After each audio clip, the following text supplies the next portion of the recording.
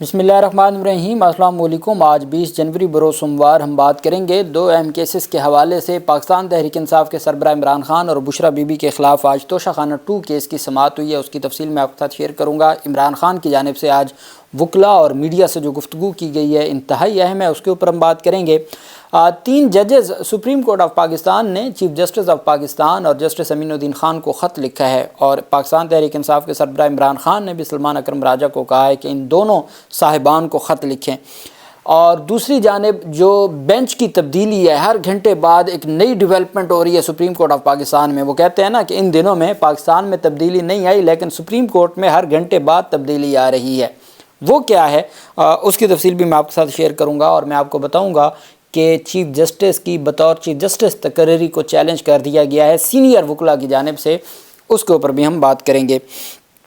سب سے پہلے تو میں آپ کو بتاتا چلوں کہ آج اس وقت جب میں آپ سے گفتگو کر رہا ہوں تو امریکی صدر ڈونلڈ ٹرمپ وہ 47 پریزیڈنٹ آف امریکہ کے طور پر انہوں نے حلف جو ہے وہ لے لیا ہے، اور ان کی گفتگو جاری ہے، ان کا خطاب جاری ہے۔ اور اس میں سنا تو ہم نے بھی تھا کہ پاکستان سے بلاول کو اور پھر محسن نقوی گئے ہوئے ہیں، محسن نقوی کو اور انوائٹ، لیکن ہمیں وہاں نظر نہیں آئے جہاں پہ ہمیں بھارتی وزیر خارجہ نظر آئے یا باقی لوگ نظر آئے، لیکن وہ نظر نہیں آ رہے۔ شاید ہو سکتے وہ کہیں پیچھے بیٹھے ہوں یا جو بھی ہے۔ دوسری بات، ٹرمپ مسلمانوں کے حوالے سے اور پاکستان کے حوالے سے کیا پالیسی ہوتی ہے، یہ ایک ڈیفرنٹ بات ہے۔ میں اس وقت جو بات کر رہا ہوں وہ یہ ہے کہ ہمیں خوشی بطور جمہوری اور جمہوری اپروچ کے اور جمہوریت کے ایک کارکن ہونے کے ناطے خوشی اس بات کی ہے کہ جس کو امریکہ کے لوگوں نے چنا وہ امریکہ کا صدر بنا۔ جتنا اس دفعہ ایک پریشر تھا اور جس طریقے سے اس کے خلاف بھی مقدمات تھے، اس کے خلاف بھی ایلیگیشنز بھی تھے، بہت کچھ تھا، لیکن چونکہ امریکی عوام نے جس کو چنا وہ آ گیا، اور وہ آ کے آج صدر کا حلف بھی اٹھا رہا ہے اور اٹھا چکا ہے، اور ان کے خلاف جو مقدمات تھے ساری چیزیں اپنی جگہ رہ گئیں۔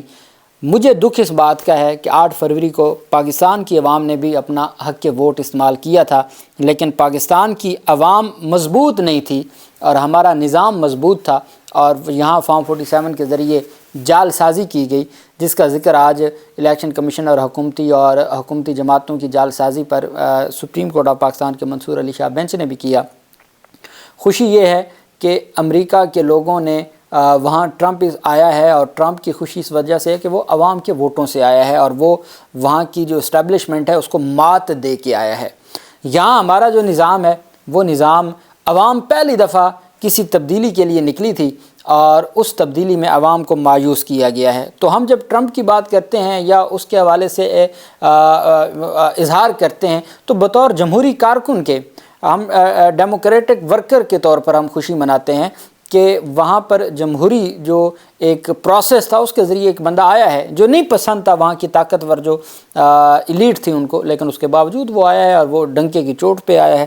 تو بس صرف یہی، باقی اسلام کے حوالے سے، مسلمانوں کے حوالے سے، پاکستان کے حوالے سے کیا پالیسی آتی ہے، ابھی تک تو جو غزہ کے حوالے سے جو وہاں پہ ایک پیش رفت سامنے آئی ہے، اور قیدیوں کا بھی، اور جو فوجیں بھی پیچھے ہٹ رہی ہیں، اور وہ جو ایک وہاں پہ ایک اہم پیش رفت سامنے آئی ہے اسرائیل اور فلسطین کی، تو وہ ایک خوش آئند ہے کہ ایک دفعہ جو وہاں پہ فائرنگ ہے اور جو حملے ہیں وہ رک جائیں۔ اب آگے دیکھیں گے کہ یہ ساری صورتحال کس طرف جاتی ہے۔ اچھا جی، اب آ جاتے ہیں ہم عمران خان اور بشرا بی بی کے خلاف توشہ خانہ 2 کیس میں آج سماعت ہوئی، اور جو عدالت ہے جج صاحب ہیں شاہ رخ ارجمند صاحب، جنہوں نے جج بننا تھا اسلام آباد ہائی کورٹ کا، لیکن چونکہ یہ کیس بہت اہم ہے اس وجہ سے عمران خان اور بشرا بی بی کو آج کمرہ عدالت میں پیش کیا گیا، اور جس دن سے ان کے خلاف فیصلہ آیا اس کے بعد پہلی دفعہ ان کو عدالت میں پیش کیا گیا کمرہ عدالت میں۔ وکلا صفائی آج عدالت میں پیش نہ ہوئے۔ آج کی سماعت میں کسٹم اپریز ثنا سعید اور رابعہ کو بطور گواہ عدالت کی جانب سے طلب کیا گیا تھا۔ مجموعی طور پر 5 گواہان پر جرح مکمل ہو چکی ہے، جبکہ 7 گواہان پر شہادت ریکارڈ کی جا چکی ہے، ایویڈنس۔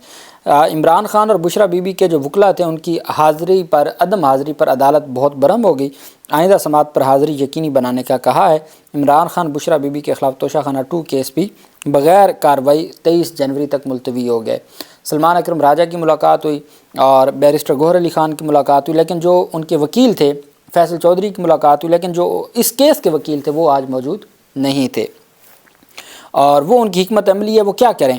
عدالت جو ہے وہ ایک دن بھی نہیں ہے ڈیلے کرنے کو تیار، تو اس وجہ سے پھر وہ بھی آگے پیچھے ہو جاتے ہیں۔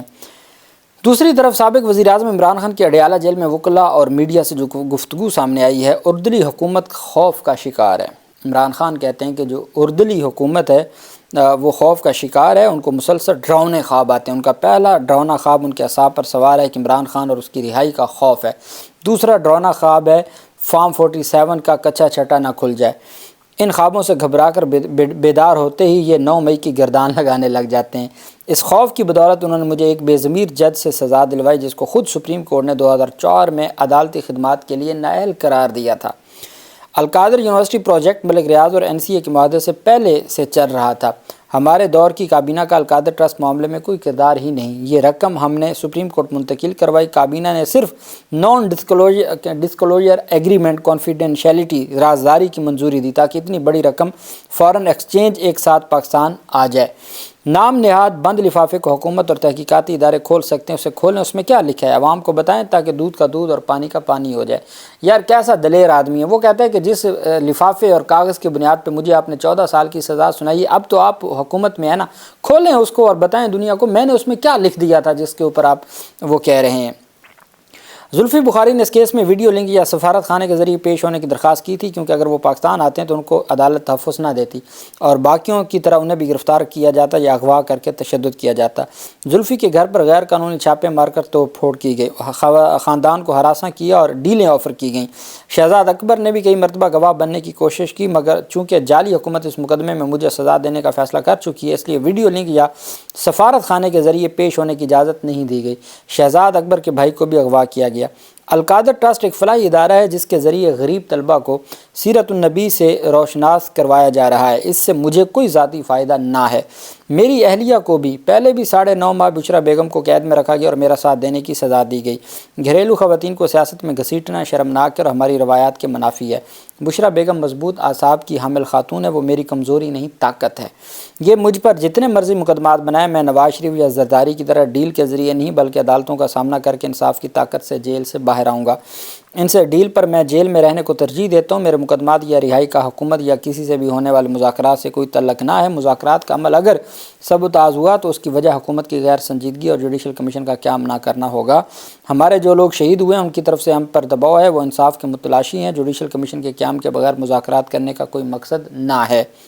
سلمان اکرم راجہ اور بیرسٹر گوہر کو ہدایت کرتا ہوں کہ چیف جسٹس اور آئینی بینچ کے سربراہ امین الدین خان کو انسانی حقوق سے متعلق ہمارے مقدمات ترجیحی بنیادوں پر سننے کے لیے خط لکھیں اور عالمی انسانی حقوق کی تنظیموں کو بھی اس متعلق خط تحریر کریں۔ علی امین گنڈا پور اپیکس کمیٹی کو خط لکھ کر شہباز شریف کے لگائے بھونڈے الزامات کا جواب دے۔ ہم کسی سے کوئی رعایت نہیں مانگ رہے، صرف قانون کے مطابق انصاف مانگ رہے ہیں۔ 26ویں ترمیم کے بعد عدلیہ کا جو حال ہو چکا ہے وہ قابل افسوس ہے۔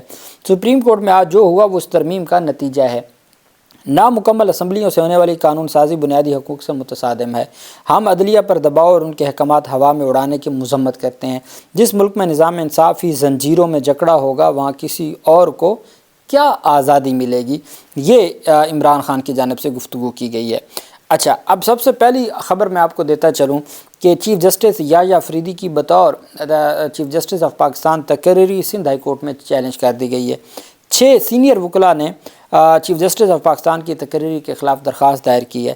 26ویں ترمیم کے بعد اسپیشل پارلیمانی کمیٹی کو 3 سینئر ترین ججز میں سے چیف جسٹس پاکستان منتخب کرنے کی ذمہ داری دی گئی اور چونکہ ان کی یہ جو ذمہ داری دی گئی ہے وہ درست نہیں ہے اور چیف جسٹس ہمیشہ سینیورٹی کی بنیاد پر آیا ہے اور جس چیف جسٹس کا اب حق تھا اس سے حق چھینا گیا ہے۔ اس وجہ سے چیف جسٹس آف پاکستان کی بہت اہم گراؤنڈز ہیں اور لمبی ایک طویل یہ پٹیشن ہے جو دائر کی گئی ہے۔ وہیں پہ جو اب کل سماعت ہونی ہے جو کنٹیمپٹ آف کورٹ، اس میں پہلے تو 3 رکنی بینچ تھا، منصور علی شاہ، عائشہ ملک اور عقیل عباسی۔ اب پہلا کام کیا کیا گیا؟ پہلا کام یہ کیا گیا کہ وہ جو 3 رکنی بینچ تھا اس کو 2 رکنی کر کے 2 رکنی بینچ بنا دیا اور 2 رکنی بینچ کی کاز لسٹ جاری کر دی۔ اب 2 رکنی بینچ سے مراد یہ ہے کہ توہین جو کنٹیمپٹ کیس ہے وہ سنا نہ جا سکے۔ پھر پہلی جو کاز لسٹ تھی اس میں جو توہین عدالت ہے وہ کل 9:30 بجے کے لیے سماعت کے لیے مقرر تھی۔ اب جو اس میں نئی پیش رفت سامنے آئی ہے اس کے مطابق سپریم کورٹ کی ویب سائٹ پر توہین عدالت کیس 2 رکنی بینچ میں سیریل نمبر 2 پر لگا ہوا ہے، تاہم ترمیم شدہ کاز لسٹ میں مقدمے کا نام و نشان ہی نہیں ہے۔ یہ کام وہ ہو رہا ہے، میں آپ کو ایمانداری سے بتاؤں کہ ایسا کام نہ سول عدالتوں میں بھی نہیں ہوتا کہ بینچ تبدیل ہو رہے ہیں اور کاز لسٹ تبدیل ہو رہی ہے، ہفتے والے دن اور روسٹر جاری ہوتا ہے، سوموار والے دن اور روسٹر جاری ہو جاتا ہے، ترمیم ہو جاتی ہے۔ یہ کیا چل کیا رہا ہے؟ ہمیں دکھ اس وجہ سے ہوتا ہے کہ ہم اس پاکستان کے شہری ہیں، اور دکھ ہوتا ہے ہمیں کہ ہم اس ملک کے خیر خواہ ہیں، پھر ہم قانون کے طالب علم ہیں، اور ہمارے اس پورے نظام کو تباہ کر دیا گیا ہے اس 26ویں ترمیم کی وجہ سے، اور کوئی پرسان حال نہیں ہے۔ میں نے آج آپ کو بتایا تھا کہ چونکہ اب عمران خان اور بشرا بی بی کی اپیلوں کی راہ میں آخری رکاوٹ بھی ختم ہو گئی ہے اور وہ بینچ بن گیا ہے، اور عامر فاروق اور ان کے ساتھ ایک نئے ایڈیشنل جو جج ہیں ان کو لگا دیا گیا ہے، اس بینچ کا حصہ بنا دیا گیا ہے، تو ساتھ ہی عمران خان اور بشرا بی بی کی جو اپیلیں ہیں وہ بھی دستخط شدہ مل چکی ہیں پاکستان تحریک انصاف کو، اور وکالت ناموں پر بھی دستخط کر کے دے دیے ہیں، وہ جیل سے ان کو مل گئے ہیں۔ اب دوسری جانب جو بڑی پیش رفت سامنے آئی ہے وہ یہ ہے کہ سینئر رپورٹرز کا یہ دعویٰ ہے کہ جسٹس منصور علی شاہ، ان کے ساتھ جسٹس جو 3 ججز ہیں، انہوں نے چیف جسٹس آف پاکستان کو خط لکھا ہے اور جسٹس امین الدین خان صاحب کو خط لکھا ہے، چونکہ جوڈیشل آرڈر کے اوپر عمل درآمد نہیں ہوا، جوڈیشل آرڈر کی خلاف ورزی ہوئی ہے، تو جوڈیشل آرڈر کی خلاف ورزی پر یہ خط لکھا گیا ہے۔ اب اس خط کا کیا بنے گا کیا نہیں، وہ تو مجھے لگتا ہے رات کو پھر کوئی نئی ڈیولپمنٹ آ جائے گی، ہر گھنٹے بعد جو ڈیولپمنٹ آ رہی ہے۔ کل 9:30 بجے سماعت ہونی ہے، آج پہلے 3 رکنی بینچ ٹوٹ گیا، 2 رکنی بینچ رہ گیا، منظور علی شاہ اور عقیل عباسی۔ پھر پہلی کاز لسٹ میں وہ دوسرے نمبر پر توہین عدالت کا کیس لگا تھا ایڈیشنل رجسٹرار جوڈیشل کے خلاف، جو نئی ترمیمی آئی ہے سپلیمنٹری، اس میں وہ ختم کر دیا گیا ہے۔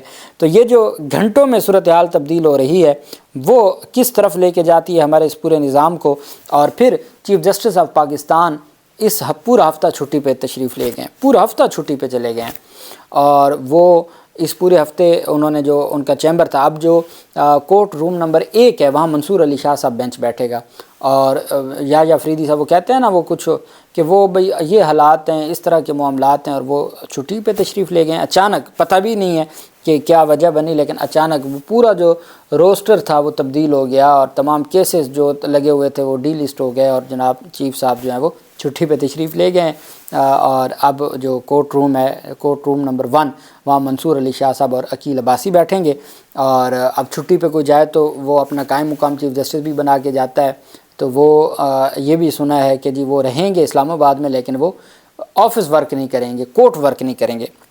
پتہ نہیں اب کیا صورتحال بنتی ہے۔ اللہ پاک پاکستان کا حامی و ناصر ہو۔ بہت شکریہ۔ اللہ حافظ۔ پاکستان زندہ باد۔